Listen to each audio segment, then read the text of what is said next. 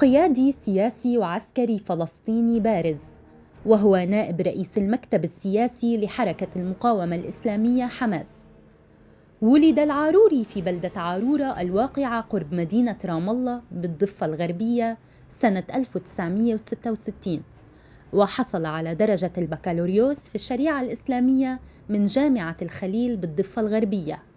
عام 1990 لعام 1992 اعتقل جيش الاحتلال الإسرائيلي العاروري على خلفية نشاطه بحركة المقاومة الإسلامية حماس، ويعتبر العاروري من مؤسسي كتائب عز الدين القسام الجناح المسلح، وحكم عليه بالسجن لمدة 15 عاماً بتهمة تشكيل الخلايا الأولى لكتائب القسام.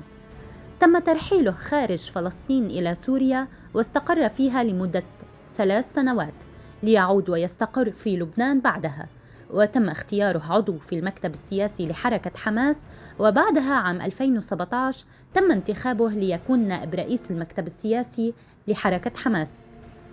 استشهد العاروري نهار الثلاثاء في لبنان على يد الاحتلال الصهيوني.